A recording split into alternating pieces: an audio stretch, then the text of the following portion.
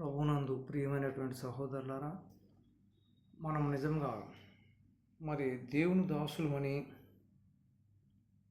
దేవుని పిల్లలమని మనం అనుకున్నట్లయితే, మనం నిజంగా దేవుని దాసులం అయితే దేవునికి ఎదుట ఏ విధంగా ఉండాలి, ఈ లోకంలో ఎలా ఉండాలనే దాన్ని మనం చూసినట్లయితే, ప్రతి ఒక్కరు కూడా మనం దేవునికి దాసులు మాత్రమే. దేవునికి దాసులు అయినప్పుడే మనం దేవునికి పిల్లలం కూడా అవుతాము. దేవునికి దాసులు కాకుండా దేవుని పిల్లలము కాలేము. దేవుని పిల్లలము కాలేకపోతే దేవుని రాజ్యానికి వారసులము మనము కాలేము. ఇక్కడ మనకు బైబిల్ లేఖనంలో ఎఫెసీ రాసిన పత్రిక 6వ అధ్యాయము 5వ వచనం నుంచి 9వ వచనం వరకు మనం చదువుకుందాం. ముఖ్యంగా ముందు, దాసులారా, యథార్థమైన హృదయము గలవారి భయముతోనూ వణుకుతూను క్రీస్తు వలె శరీర విషయమై మీ యజమానులైన వారికి విధేయులై ఉండుడి. మనుషులను సంతోషపెట్టేవారు చేయనట్లు కంటికి కనబడుట కాక క్రీస్తు దాసులమని ఎరిగి దేవుని చిత్తమును మనఃపూర్వకముగా జరిగించుచు మనుషులకు చేసినట్టు కాక ప్రభువునకు చేసినట్టే ఇష్టపూర్వకముగా సేవ చేయుడి. దాసుడైనను స్వతంత్రుడైనను మీలో ప్రతివాడును ఏ సత్కారము చేయును దాని ఫలమును ప్రభునందు పొందునని మీరు ఎరుగుదురు.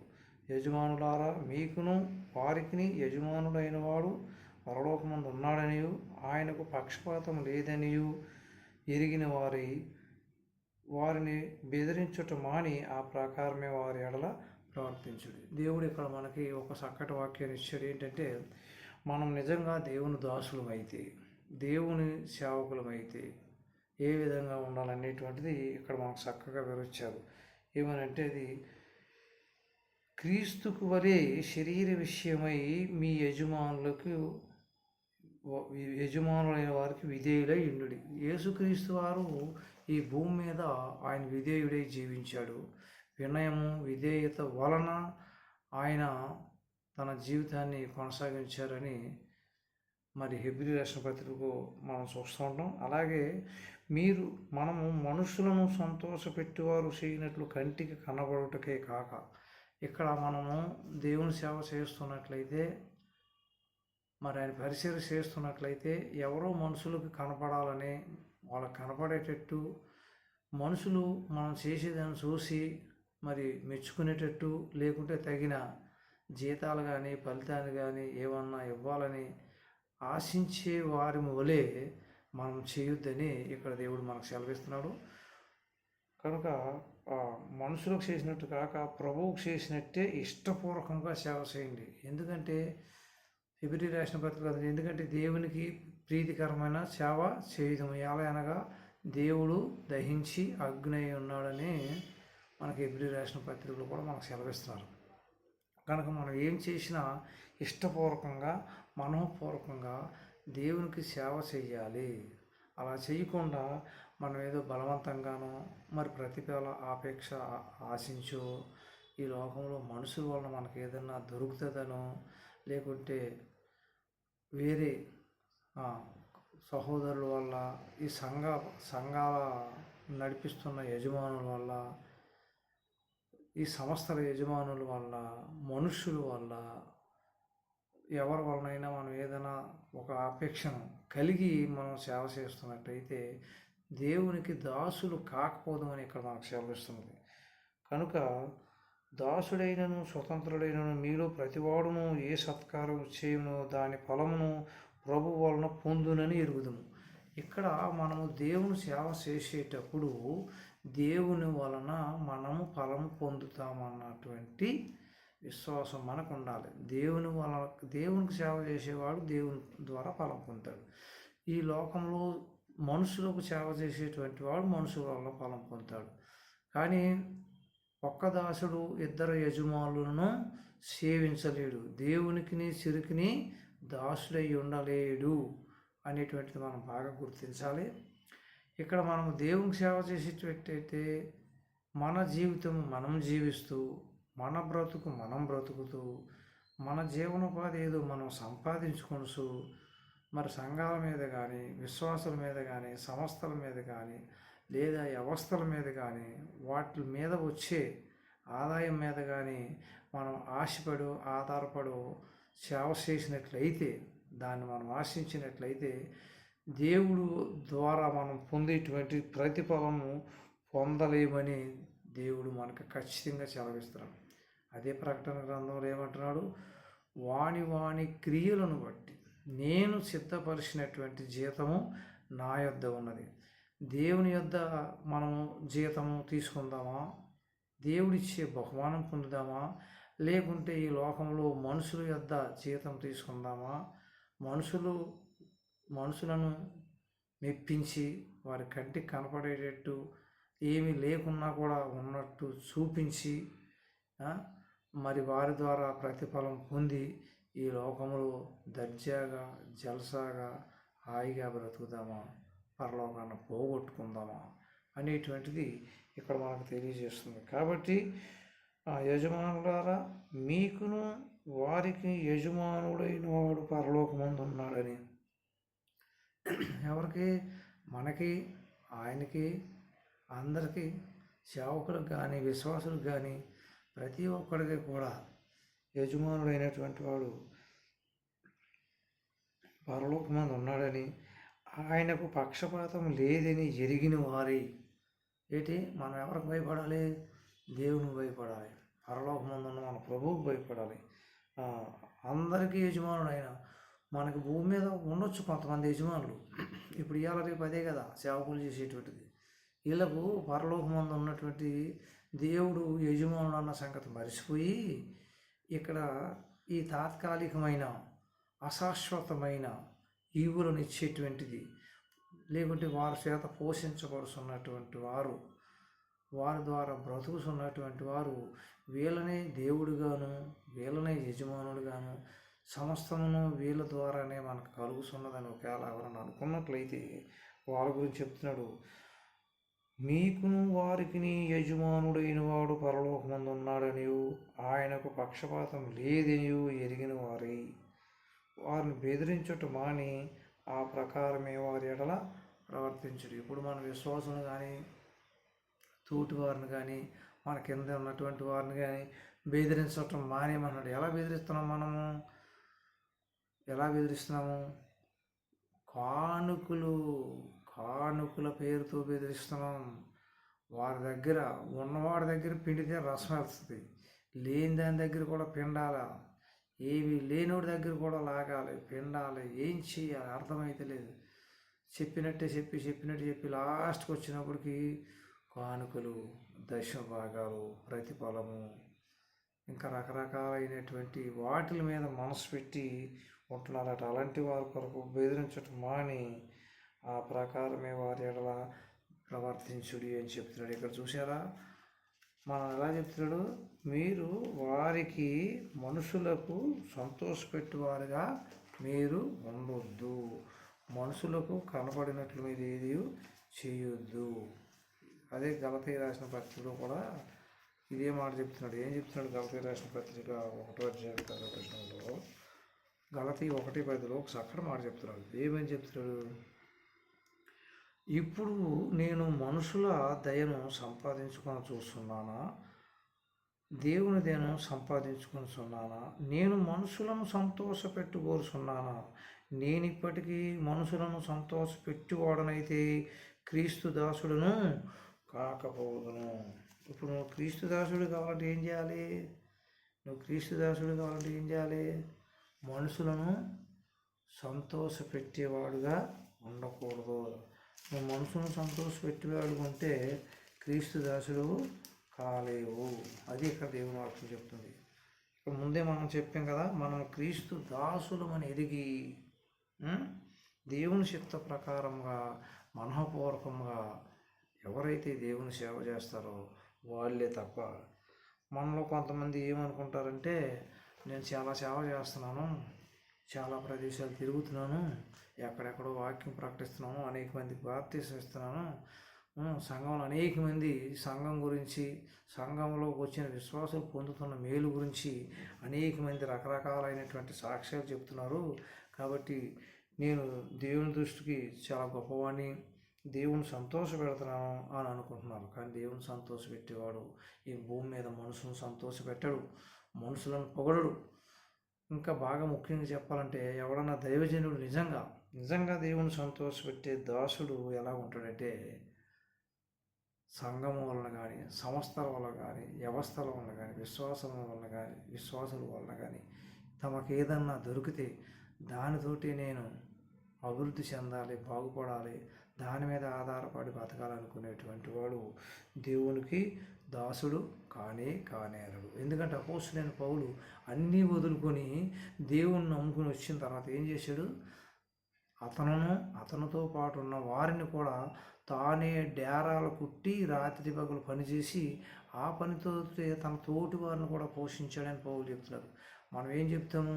నేను పౌలు బోధలు ఉన్నాను, కృత నిబంధన బోధలు ఉన్నాను, దేవుని వాక్యానుసారమైనటువంటి సంఘములు ఉన్నాను, నా సంఘం పేరే బైబిల్లో ఉంది, మరి ఇంకే సంఘం పేరు బైబిల్లో లేదు అని చెప్తాం. కానీ వీళ్ళు ఎక్కడ ఏది దొరికితే అక్కడ ఆశిస్తూనే ఉంటారు. ఎవరి ద్వారా ఏమి దొరుకుతుందా, ఎవరు ఎప్పుడు ఏది ఇస్తారా అని చూస్తూ ఉంటారు. పదే కానుకల గురించి, దశమ భాగాల గురించి, ప్రథమ ఫలాల గురించి చెప్తూ ఉంటారు, ఏదో చేస్తూ ఉంటారు. కానీ అవన్నీ కూడా దేవుని దృష్టికి యోగ్యకరమైనవి కాదు. ఆయన ముందే చెప్పాడు దశలోనికి రాసిన పత్రికలో, మేము ఎవరి మీదనో భారముగా ఉండకూడదని దేవారాత్రము కష్టం చేసి మా చేతుల కష్టార్జితంతోటి మేము భోజనం చేసినాము. ఏ పని చేయని వాడు దేవుని దగ్గరికి రాకూడదు, వాడు భోజనమే చేయకూడదు అని ఇక్కడ ఖచ్చితంగా చెప్తున్నారు. అదేవిధంగా ఒకవేళ మనం ఎంత గొప్ప కార్యాలు చేసిన వారం అయినప్పటికీ, మనం ఒకవేళ ఎంత గొప్ప కార్యాలు చేసినప్పటికీ కూడా మనం ఏమని అనుకోకూడదట. చూడండి, లూకా సువార్త 17వ అధ్యాయము 10వ వచనంలో ఒక మాట అంటాడు. మనం అనుకోవాల్సింది, ప్రతి దైవజనుడు నువ్వు ఎన్ని సంఘాలు కట్టినా, ఎన్ని సంవత్సరాల నుంచి దేవ చేస్తున్నా, ఎంతమందికి బాప్తీసాలు ఇచ్చినా, ఎంతమందికి పెళ్ళిళ్ళు చేసినా, ఎంతమందికి నీ సంఘంలో చనిపోయిన వారికి సావులు సమాధులు చేసినా మనం ఏమనుకోకూడదంటేనట, ఈ విధంగా అనుకోనట. అటువలే మీరును మీకు ఆజ్ఞాపించవలసినవన్నీ చేసిన తరువాత, దేవుడు చెప్పినవన్నీ మీరు చేసిన తర్వాత, అటువలే దయచేసి చూడండి లూకా సువార్త 17వ అధ్యాయం 10వ వచనం, ఈ మనస్సు కలిగి ఈ మాటను మన ఒక ఆయుధముగా, ఒక వస్త్రముగా, ఒక కవచముగా, మన శరీరానికి ఒక రక్షణ కవచముగా మనం ధరించుకుంటేనే దేవుని దాసులం, దేవుని రాజ్యానికి వారసులం. ఈ మాట చాలా ప్రాముఖ్యమైనది. దయచేసి ఒకసారి వినండి. 10వ వచనం 17వ అధ్యాయం లూకా సువార్త. అటువలే మీరును మీకు ఆజ్ఞాపించబడినవన్నీ చేసిన తరువాత, మేము నిష్ప్రయోజకులమైన దాసులము, మేము చేయవలసినవే చేసి ఉన్నామని చెప్పుడనెను. ఏంటంటే మనం ఏమనుకోవాలి? మేము నిష్ప్రయోజకులము. ఇవన్నీ ఆజ్ఞాపించినవన్నీ చేసిన తర్వాత, ఆయన చెప్పినవన్నీ చేసినప్పటికీ ఒక్కటి కూడా తూచా తప్పకుండా దేవుడు చెప్పినవన్నీ మనం చేసినప్పటికీ, 100% ఆయన చిత్త ప్రకారంగా నడుచుకున్నప్పటికీ, మనం ఏ విధమైన లోపములు లేని వారముగా బ్రతికినప్పటికీ, ఎంత నీతిమంతులుగా నిందారహితులుగా మనం బ్రతికినా, వాక్యానుసారంగా 100% మనం జీవించినప్పటికి కూడా మళ్ళా కూడా దేవుని దగ్గరికి వచ్చి ఆయన దాసులమని మనం అనిపించుకోవాలంటే, మన హృదయంలో ఉండవలసినటువంటి మాట, మనం చేయవలసిన పని ఏంటంటేనట, లూకా సువార్త 17వ అధ్యాయం 10వ వచనం. అటువలే మీరును మీకు ఆజ్ఞాపింపబడినవన్నీ చేసిన తరువాత, మేము నిష్ప్రయోజకులమును అయిన దాసులము, మేము చేయవలసినవే చేసి ఉన్నామని మీరు చెప్పుకొనవలెను. మనం ఏమి చెప్పుకోవాలట? మేము నిష్ప్రయోజకులము, మీరు చెప్పినవన్నీ చేసాము అని కూడా మనం అతిశయపడకూడదు, గర్వించకూడదు. మనం ఏదో దేవుని రాజ్యంలో చాలా డిపాజిట్ పెట్టేసుకున్నాం, చాలా వరకు దేవుని రాజ్యంలో పరలోక సంబంధమైన ధనాన్ని సంపాదించుకున్నాము అని అనుకోకూడదట. అలా అనుకున్నా కూడా వ్యర్థమన్నాడు. కాబట్టి అంటే ఏంటంటే, ఎప్పుడు మనం ఏం చేసినా మనుషులకు కనపడ్డట్టు కాకుండా దేవునికి కనపడ్డట్టు చేయాలి. ఇక్కడ ఏమవుతుందంటే, దేవునికి కనపడ్డట్టు ఎవరో చేయట్లేదు, మనుషులకు కనపడాలని, మనుషుల మెప్పు పొందాలని మనం ఉన్నట్టయితే తప్పు. ఎందుకంటే ఆయన చెప్పాడు, మీరు ఎవరినైనాను విందుకు పిలిచినప్పుడు ఎట్లా ఉండాలట, గొప్పవారిని పిలిచినట్టు కాకుండా పేదవారినే పిలవాలి. ఇప్పుడు మన సంఘాల్లో ఎక్కడుందో చెప్పండి. అది మన సంఘాల్లో ఎక్కడైనా ఉన్నదా? చూడండి, మనం ఎలా చేస్తున్నాము. లూకాసు వార్త 14:13 మనం చూద్దాం. అయితే నీవు విందు చేయునప్పుడు బేదలను, అంగహీనులను, కుంటివారులను, గుడ్డివారును పిలుము. నీకు ప్రత్యుపకారము చేయుటకు వారికేమీ లేదు గనుక నీవు ధన్యుడు అగుదువు. నీతిమంతుల పునరుద్ధానమందు నీవు ప్రత్యుపకారము పొందుదు అని చెప్పాను.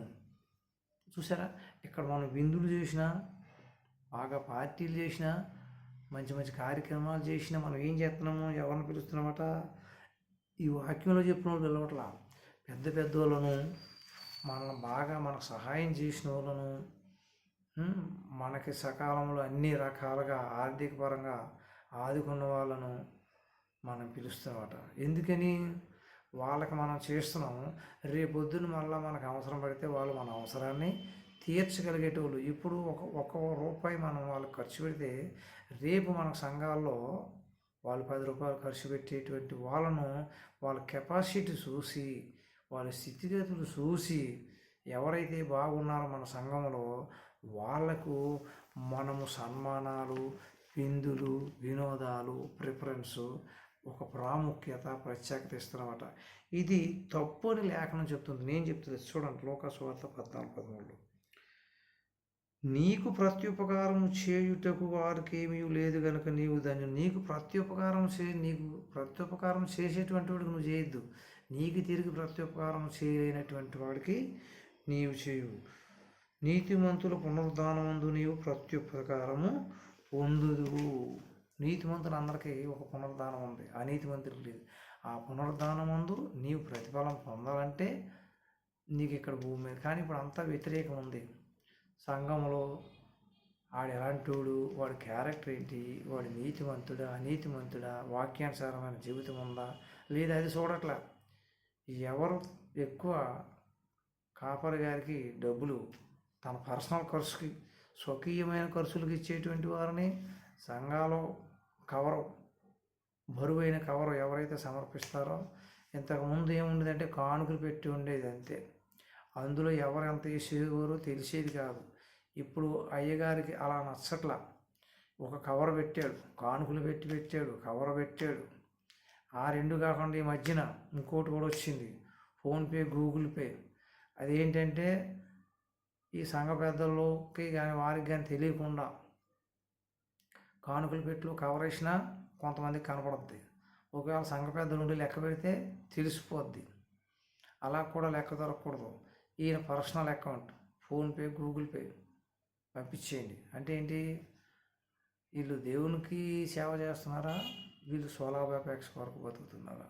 ఇన్నేక రకాలుగా ఇప్పుడు కానుకలు పెట్టి ఉంది, అందులో ఎవరు ఎంత ఎత్తున్నారో తెలియదు. ఈయనకి ప్రత్యేకంగా తెలియాలి. ఒక కవర్ పెడతాడు, ఆ కవర్ మీద ఆయన పేరు రాస్తాడు, అవసరమైతే ఫోన్ నెంబర్ రాస్తాడు. అది ప్రత్యేకమైన కవర్. అది చూసుకున్నప్పుడు అందరికంటే అమౌంట్ ఎక్కువ ఉంటుంది. ఆయన గురించి ప్రార్థనలు, విజ్ఞాపనలు, తర్వాత వారం నుంచి ఆయనకు వాక్యం ఇవ్వటము, ప్రసంగం చెప్పడం, వచ్చినా రాకపోయినా ప్రసంగం ఇవ్వటము, ఆయన పొగటము, వాళ్ళ కుటుంబం దీవించబడిందని చెప్పటము, దేవునిలో 100కి 100 ఉందని ఈయన చెప్పడం, ఈయన తర్వాత ఆయన చెప్పడం జరుగుతుంది. ఇదంతా కూడా పరలోకానికి వెళ్ళేటువంటి దైవజనుడికి తగినటువంటిది కాదు, విశ్వాసులు కూడా తగినటువంటిది కాదు. కాబట్టి మనము ఎలాగ చేస్తున్నామో, మనుషులు కంటికి కనబడవాలని సేవ చేస్తున్నామా, దేవుని దృష్టిలో యోగ్యకరమైనటువంటి సేవ చేస్తున్నామా?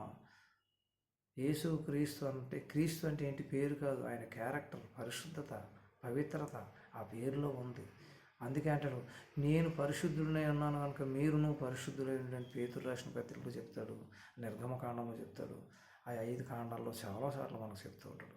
మనం అవన్నీ మర్చిపోయి ఈ లోకంలో మనుషుల వలన మెప్పు పొందటానికి, మనుషుల వలన లాభాపేక్ష పొందటానికి, అందుకే తిమోతి రాసిన పత్రిక అంటారు, అంచె దినములు అపాయకరమైనటువంటి దినములు వచ్చును, జనులు హితబోధన సహింపక దురద చెవులు గలవారే ధనాపేక్ష కొరకు బింకంలాడువారు అయి ఉన్నాడు అన్నాడు. అక్కడనే మళ్ళీ రాశాడు, దైవజనుడా నీవైతే వీటిని విసర్జించు అన్నాడు.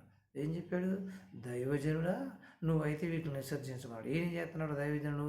విసర్జించట్లే, ఆశిస్తున్నాడు. విసర్జించడానికి ఆశించడానికి తేడా లేదా? మరి ఎందుకు? ఎవరి కోసం ఇదంతా? అటువంటిప్పుడు లోకంలో మరి ఇతర క్రైస్తవ సహవాసాలను, ఇతర సంఘాలను, ఇతర కాపులను మనము మరి నిందించడం ఎందుకు? వాళ్ళని మనము అభ్యంతరకరంగా మాట్లాడటం ఎందుకు? ఇతరులను మనము మరొక విధంగా కించపరచడం ఎందుకు? మరి మనం అదే దారిలో పోతున్నప్పుడు నిజంగా ఎవడైతే దేవుని యొక్క సంఘం ద్వారా కానీ, సంస్థ ద్వారా కానీ, విశ్వాసుల ద్వారా కానీ ప్రతిఫలాపేక్షను ఆపేక్షకుండా తన బ్రతుకుతూ నిజంగా విశ్వాసులు ఇచ్చేటువంటి వాటిని దేవుని సేవకై 100% పాలు కేవలం సువార్తకు మాత్రమే ఉపయోగిస్తాడో వాడే పరలోకమందు ఉన్నటువంటి దేవునికి యజమానుడిగా భావించిన విశ్వాస అవుతాడు. ఆయన నా యజమానుడు అనుకున్న వాళ్ళే రాసేస్తారు. లేనట్లయితే దేవుడు మన యజమానుడు కాదు, మనం ఆయనకు దాసుడు కాదు. దేవునికి దాసుడు కానివాడు దేవుని రాజ్యంలో ఉండడానికి అర్హుడు కాదు. కాబట్టి ఎవడైతే దేవుని పక్షము ఉండి నిష్పక్షపాతముగా ఉండి సేవ చేస్తాడో అటువంటి వారు ఎవరైనప్పటికీ, వారికి సంఘం ఉన్నా లేకపోయినా అలాంటి వారితో కలిసి మనం జీవించడం ఎంతో ముఖ్యమని దేవుని పేరట వేడుకుంటున్నాను. కాబట్టి చూడండి, మనము దేవునికి దాసులు అని చెప్పుకోవాలంటే ఆయనకు తగినట్టుగా మాదిరికరమైనటువంటి జీవితం ఉండాలని ఎఫెసీ రాసిన పత్రికలో చూసాము, లూకా సువార్తలో చూసాము, గలతీలో చూసాం, హెబ్రీ రాసిన పత్రికలో చూసాం, ఇంకా చాలా చోట్ల చూసాం. మనకు పరలోకముందు ఒక యజమానుడు ఉన్నాడన్న సంగతి మర్చిపోవద్దు. కాబట్టి ఆయన ఉన్నాడు కాబట్టి ఆయనకు పక్షపాతం లేదని, ఆయన నీతిమంతుడని, అలాంటి వారి దగ్గరే తనకు స్థానం ఇస్తాడని మనం తెలుసుకున్నట్లయితే ప్రభువుని మహింపరచగలము. కాబట్టి దేవుడు ఈ చిన్న పరిశుద్ధ వాక్యం దీవించును గాక. ప్రార్థన చేసుకుందాం. మహాపరిశుద్ధుడు మా పరమ తండ్రి, మా జీవం కలిగినటువంటి దేవ, నీ యొక్క ఘనమైన నామకు స్తోత్రాలు నాకు చెల్లిస్తున్నాం. మీరు మాకు యజమానుడని, మేము మీకు దాసులమని గుర్తెరిగి కేవలం మేము మనుషులకు కంటికి కనపడినట్టుగా కాకుండా, మనుషులకు చేసినట్టు కాకుండా మీకు చేసినట్లు మీ యొక్క రాజ్యమును, మీ నీతిని వేదికే వారంగా మేము ఉండినట్లు సహాయం చేయండి. మీరు దైవజనుడా నీవైతే దేన్ని విసర్జించమంటున్నావో దాన్ని మేము విసర్జించి, మీరు దేన్ని ఆశించమంటున్నారో దాన్ని ఆశించినట్లు సహాయం చేయమని మా ప్రభువును రక్షకుడు మీ ప్రియకుమారుడండి యేసు నామములో ప్రార్థించి వేడుకొనుచున్నాము తండ్రి. ఆమేన్.